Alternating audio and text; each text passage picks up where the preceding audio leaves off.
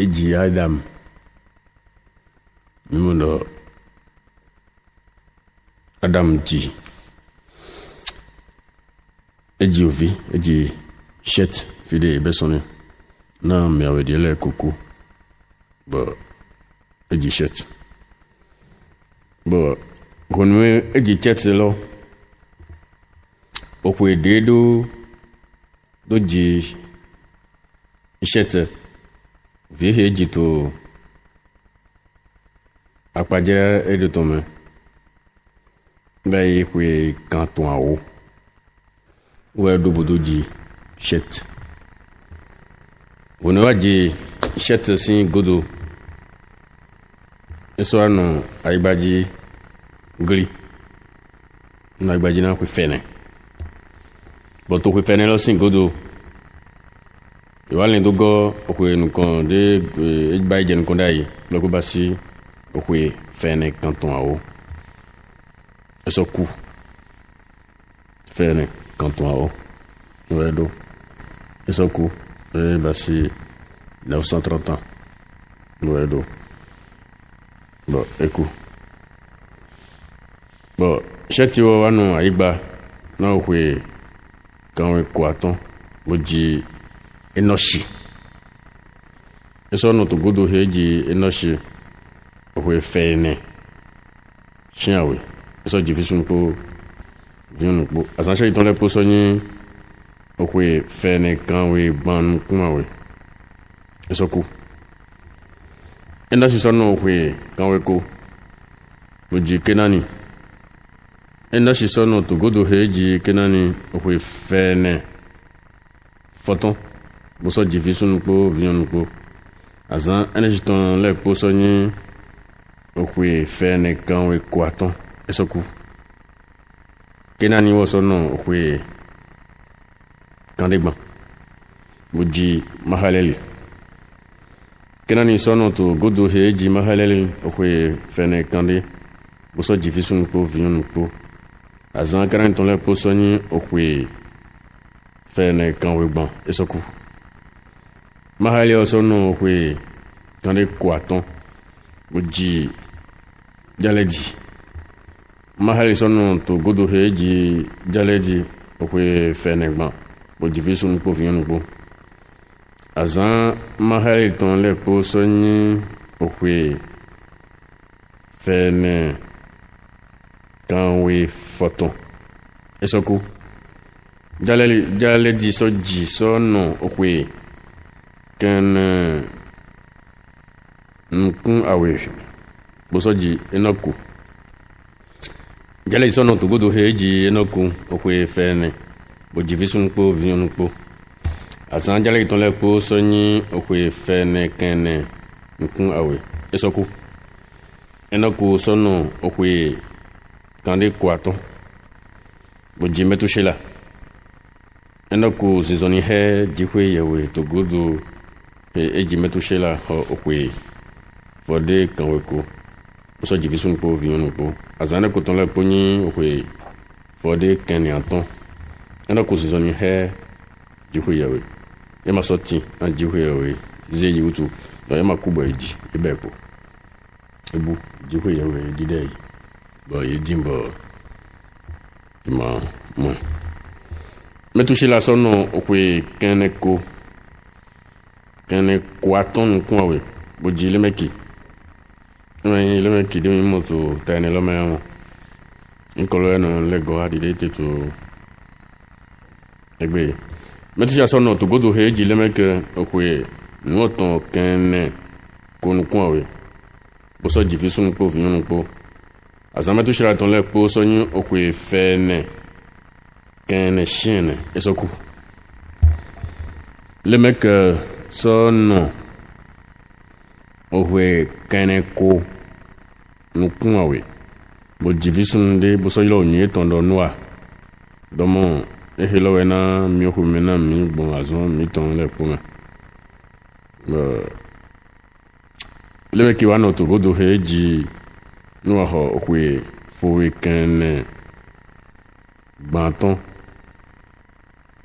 ẹsọ jí fi sún pó viún lẹ́pọ̀ azan le kitole po so nyi okwe nuoton kene fotonukun awe esoku no asonyi okwe fuwe kan we ko me ko gbono eji shem ham ko jafetipo we lo sin tumolene on de wa nyina doto jipa edem toma betodo no no igba jide dai bona on ponyo mo so on fo wunya e ka jenu kona jipo yewe bo so e do alo atinlogo ti sisen he ma je yini du e to sena e bodo kule e pon wazon wole vodo do na no e dawe lo e do akona kule pon na ko na e ten pon vo ino ai je ba kun do to ne e ko wula we to da ene do nungulo bo e to fin je ba kun do to no we adam mano te boze e ka so do wo bo pe ina do ji do mo na do na yon lo do mi mo no do ne e se to bo ko ko do gato ji bo do a holu to ji bo pa se to ali do ton ji bo je ba kun lo mama ba na ko de ko wa bo do to meji je ba kun lo no lesum me le foto bazon o le foto do to we jeli mi atome e do mo lo que ina yi asi to na me le vo na ze ogle to na me na yi na nu kindule na so pe bi pete kaka je daho pour le pour to no kun va na ovo bo ye ma mo sen ma ben kun o sen jo tongo ye ma dibu na dio on va do ni bien fait 17 là to dire mais ton ta chanto ma do ina do na mi chen o dan lo pale e ma do klondo ina so handumi bo mina so ku e ku no an pale do o ku lo e adu a holu to eji we ne wa ina do bo o dan lo pale we yin o ku bo ku lo wa do a holu to alin don adam tonji so mo ko ne wa ina do so e we do hu no bo na ba e hu foton to wa igbaji we konko do no awo shuba na semi jije e ton fin le to tu semi je de le timulo de azan pour na me susu ma yon to fidi e do 930 ans we ban flebu son we na ba ime we no wa ina do vo sin we de na ba silo we kan de ban flebu so me bo ekpo konko do no chene e na ban ouais bah dit bon quand les bandits flebou sont et melo quand les bandits mi les mito 6 ans tu dit na ni basi we foto lo fo ben de makpo ba we ne singi goa ina vai on lo tro na azale ma so po shuba tofi e basi we noton e ba si we noton to fi noton pudo we konko do na tompo ba i fode konko ena gban do ni wa se kan le gban do go e pepe we zombo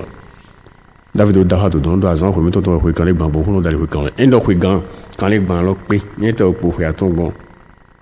ga iwe a o adona to nsedo ba do bo mi je yin mi no afrika ba e pe kan le gban lo bo yin do mo emi koto yi dote ma so le nu susu le to ibaji bablo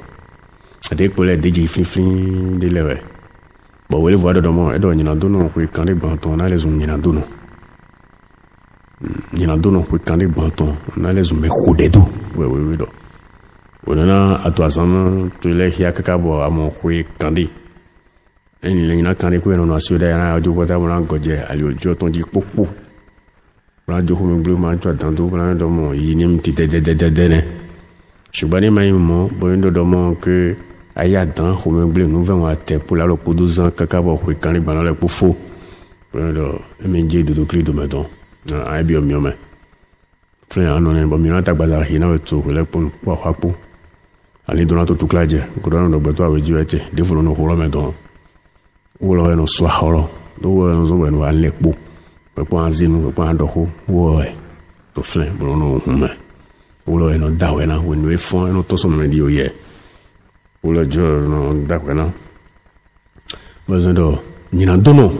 ko kande gbanton na les me khodedo ina joy do alors satani toma donc ko kande gban mais aso me le team bon ba ko kande gban lo to no ko ye po nyina dono do te boyena le vojoma ils ont nefne dans bodo na ba lo po esiate hen lo ma ba yi po kakara ese e joy do te bon ena ba ya ena vejelo be mi hen sanga ya isi awa sami to di tebe mi hen sanga nunde we na jirado to agun sesen kabito ai hon lo me bo ko si how to go bo e ho dra susu bo yon bo to tini ba le ma ba yi do won ma ba yi bo ta te si hen lo jo na jo do bibi de kule hale na dide blebu kaka idram yon e chate he ho jo ton e basiali guno na son jo ton e ma so di ke me to teleni ne volien ina ya hoso tego wene donc ko kanik ba ni asan miton la ba kanik ba tropo deji wene na do visite no ai ba Egypte onji na ko foi no e ba ko foi ban wa deji wene bon et tout compta lene boto asun eton lepon beaucoup confide ina photo Johnny Dikini Sogan yo mepo endo mi va to soflen mi na mundo mo me dokwe bawo to me dokwe bawo to lome to inkodemi yaleme wenyi me touché là au edo 969 ans we konko de nos chiens et na we kande ban chien 969 ans 969 ans et na we kande ban holopo we konko de nos chiens et na we kande ban holopo 969 ans ou est donc ougan mais les potes wenen bon ça notre chang bon nous pouvons tomber sous et ça ni houlo no de tengbe bon nyon ganji bon mais do de do kelopo ça dit mi kono do pour kané kodi bon grigole pour kono do me verbe on doit saka on doit forcer pe et man no to hulon au candé loin le quand le quand yo quand le quand jokan bon et non quand bon ni hulo bon me do ko gan me le po me lo sin ko ni mi yo ne e ka lo me le sin ko to fi enoko wo ma kubo eji ne wa enoko ma esi zoni heji wo ya mi ja fo ton kunu kan don wo esi zoni heji wo ya we bo yo abe po ye di e mamwe wo eyi ye di bo ye mamwe de di bo ye mamwe don okuno jo e di dai jo ese bo e mamwe to agbaji do ya do mo yin do me lese to na jo bo zoni bon jiwe o signal oji jo do ache bo na di dai di deze enokulo ele po klando wewe botono sisepo amano avunsin gbele ajo gbele ayo gbele ogbenya kan le dide je ko do sentolo bon c'est moi c'est ton tinto flan bon mi dona te dugo na jesu do ma wana do hemble adavona do hanji donc was so ni heji we yawe bon e matimba na ji we yawe e dide mi ka so nyo mo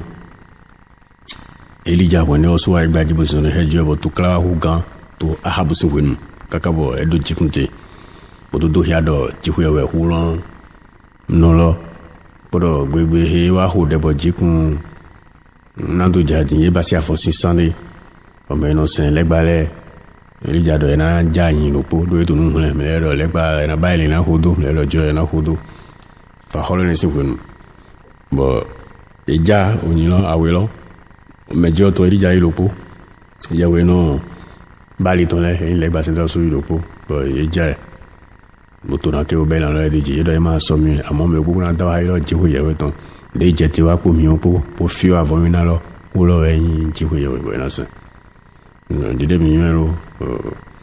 le basi me la ja ha do ji vo du no le to klo do e ta wa ka ye sa ma gbe le po me de ma wa bo e to singiti ji ka bo do ibu ere i me no bo ere le me ilo gamba le lo bo e to ibu ere le boto singiti ji bo ni no boto le do o da wa ka e wa to so afun di ga chanto ko pele e wa to ka wa o ga to ko ya yi me de ma wa si c'est le matin on est au ga to ko e ja wa wa kun do le do o la de te do na keji lo le ko afun do le do bon wa do ini da 50 ji bon il da 50 ji pour da 50 5 la le go na kele po ji bo do lo le me po fran we do afun mo jiro panu ko aga ina ilo me da holo jo alu da o de drai ba do sinji a holo gigro a holo je bon edo jiko yewe Abraham ton Isaac ton ati Jacob ton egbe wa igbale po na nyu edo yewe jiko yewe o holo we ko tun we ton bo mi omli lobo so aga bo zomo kaka wa chon avonu ina lo to domain e khode na nu ku hu aton bo mi o je de ho bo fio lan bo fio na ke bo fio sin ta fu domain bo dilo so le po ta bo fio po e ku te ngbe ma mo ne ko ba ha don bo visile ton le wa bo de dodo e do kunu lo e wo lo e ji ko yewe okunu lo e wo lo e ji ko yewe okunu lo e wo lo e ji ko yewe e do ya lo ne vole ma timo mina zo mo na hodo bubu ni atene a holu da ofi bo ni akana do ko se pe ya sio ma je a holu da o ya sio we ni a bi opo we po amo le do to we le me to we ma tu ton me ero me huhu ye hun le me din na mo ko si ndi an bi o to George ba mamu de matin atafoni do Jesu anu wa fin bo dawe ne Elija ne wone wa ya bo ya do na jodo nyama kpoto ga otoshile na rabe yo me no sen yawe no vodu no le be bo huwe to topechere ko to flan bo Jezeel Ahab si vodu galo wa to adansine Elija mo to kla o gan wa e de ma kpoto ga to mi to le na ni ibugbe mi to we jo do pe ne bolo ni lego ena do mitana jewu ena do holto siliaji ena do mitana Azael na do holto silian leji ena do mitana jewu ena do holto Israel ji ena do mitana Elisha onani yewe ganto tetome ena go igudu bona wa zonele we yibo yiwa solo wonu azan pe din bo ena do dide keke mi ono etonson lo me kakabo yezewo to gbangba kaka bi olome e ma ndide ena ko ebuba ma mo ne hewo yeze do po keke mi ko kaka itoto lo me mo yeze Elija eloni bo honona bo meto so wa zon vo bo fon son chole me Christ Jesu ne ma dento yo do me e ma so do dai ton lo po akando yo do me tabi fin vie ton e fon popo le popo bo honne azan pe bo na do yo lo me mo jawe to nukun apotle ton me mo jawe je hon lo wa bo dide bo edo ye mo ele bo eso tele kaka bi olo me we ha do nu o gba gan le to lo me le do be ha be de mo eja edo mi se o ta mi ton do aga mi ho gbo emi bo dado to bo mi ka ko ye to po to din to sun bo me ko jro po to te bo pe pon ha o la o mi so yin se daga mi ho ma do ko ju emi na holu gigo ton ni bi o gbe wa menu we a holu gigoton okuno asuka to amanu kon mise o tamito do aga mi ogbu emi do mi to ise do aga mi homa do poju emi na holu gigoton ni bi ogbe wa menu we a holu gigoton Jesus Christ el Sabaoth e holo we a holu gigoton wa holu e bi ogbe a holu je gigo je ye iso je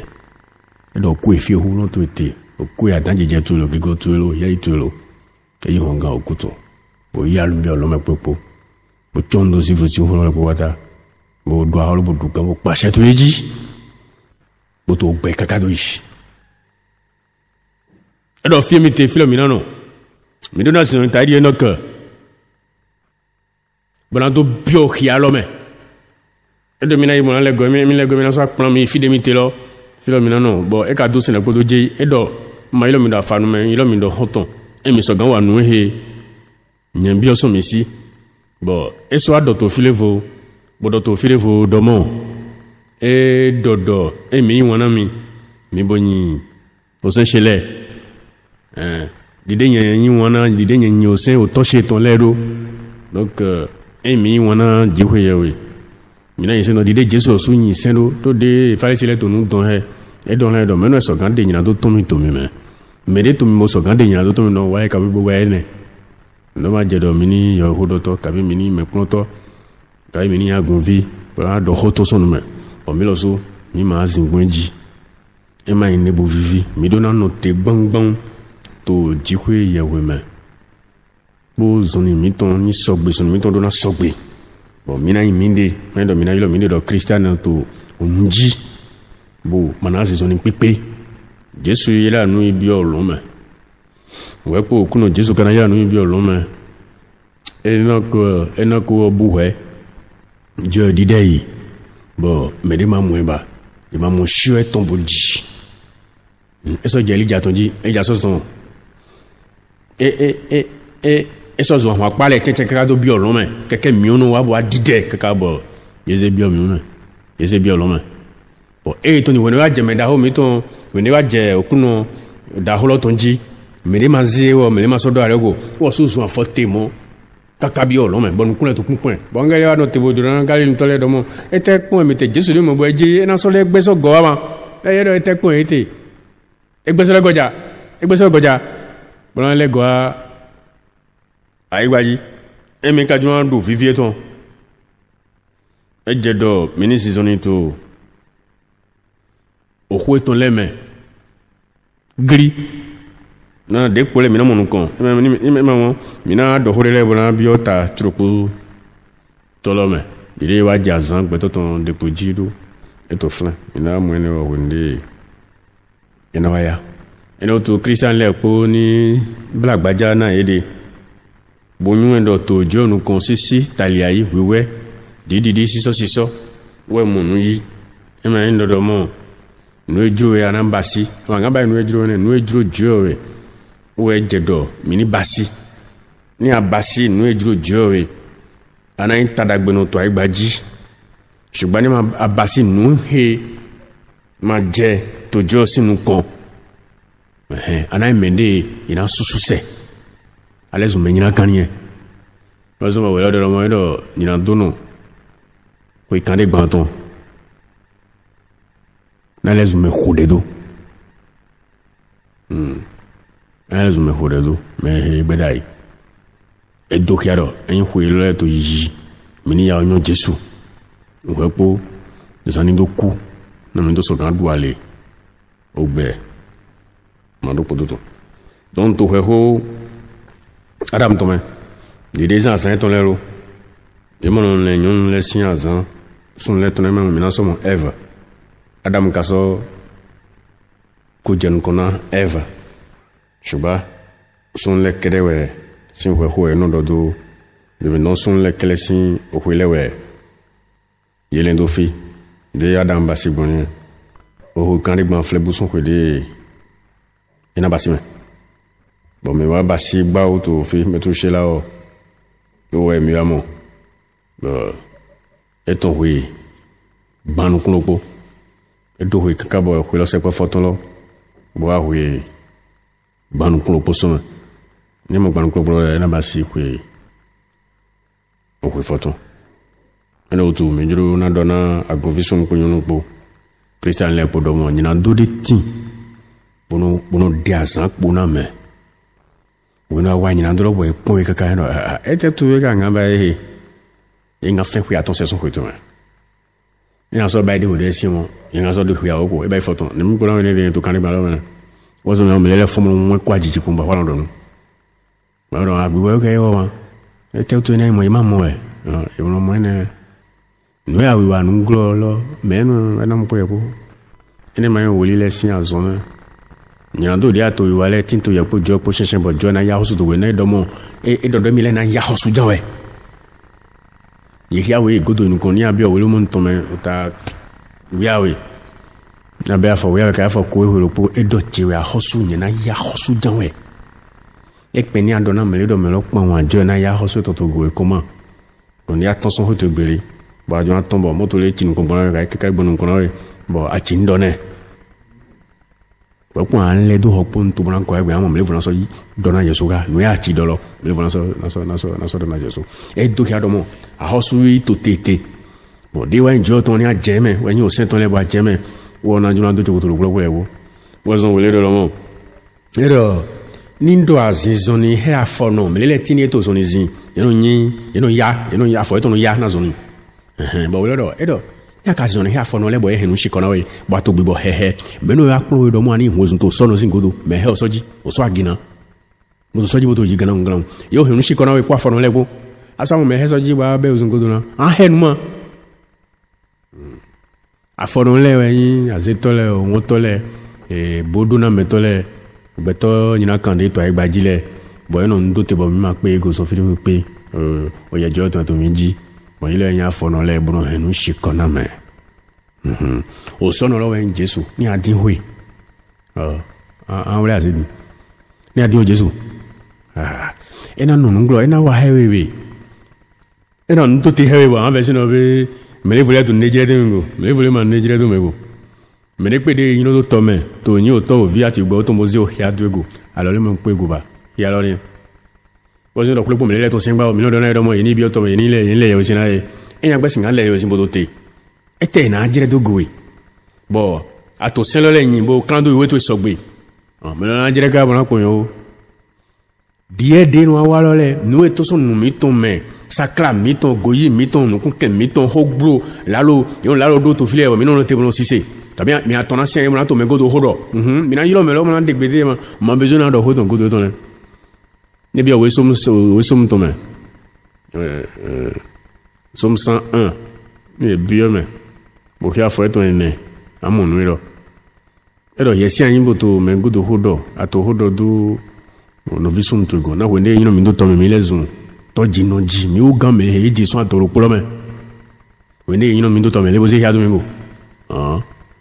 mo ko ni to so fi ke America sin aigbaji ni to so aigba be na to ji ni o su lo pe won ni lanu ete mi yoro mo c'est-à-dire we ne me lo e ma so timba o lo pe lo ya do mi ai su lo pe no ba yo mi na wona famille ka fo mo de su fofo mi le ma so famille le me ba famille mi to me yan agun we lo to ni so fi ka je fi ai ho podo ka so fi ka je fi ai ho fodo o de lo polo ai su lo polo e lo ya do mi ji mi dira attention ay gbaji mando gobio ay hon devome ene otu mi ni nyue gbangban bonote to Jesu me ma ho ne pepepon bo nyue do mo jo no ya hosu jawe de kana ya hosu do gun nyina do dia wasi a hosu e nyina yi to goe bo Jesu e so do ogun eji edo to we ma tu ton ta ya we afo ton ba ton kulo edo ho gure gbe to ri lo le edo na fo kule go ku edo asan ko to ton we wo so do mo we ma tu ton me mi fe o su papa e kere to do mo e ko no yin me lo to me ajama gbede do la lo gbede do nu hengble ni wa ya bo we da sin jirewa e na fo kule ku do patapata an we kule ku do pa lo ko ma fle so me we zon nu e to le no nyo ho do no do mo mi jona Bible ne mi ga Bible mo be yo mo Bible le jirado jirado e me an hengle bo nu hengle jan we e na fian san le seso san to me bo na do we o se o se an loji bo hia de bo na jego we e ma na hia jo to ba an so ku fi me no hengle ono le gba no hengle e na se we sin da pa ne don mi gbo mi ni dio bo gobio mi de le me bo nyu do ma hospital tinto te dawe so do mi na ya hosu kaka je hwedo shiawe ozon mi ni gobio mi de me bon do nyina do le ti pour de asan ko na me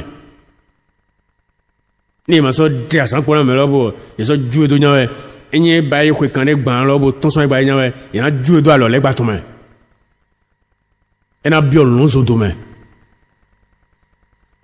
ba na so kun tondo bona ali le pan ko do lo bona do le ma no ho lo we ko de no gbo to le zun okitile ìgbọ́n dàgbé inú tó sán àlọ́mí tó mọ̀ ìgbọ́n mi inú dóná mẹ́lẹ́pọ̀ ìgbọ́n mi inú jíra ńdó ìgbọ́n mi ní yí gbẹ̀sámi tó lẹ́pọ̀ tó dín jíkwé yẹ̀wé jọ́ náà nù hùn tó lẹ́pọ̀ mẹ́ ẹ̀nà sọ́wọ́ gbọ́ àná mẹ́pọ̀ ẹ̀nà náà mi húrọ́ dèmi náà tó sẹ́wọ́ ló pọ̀ kan kàkà jẹ́ òpòdó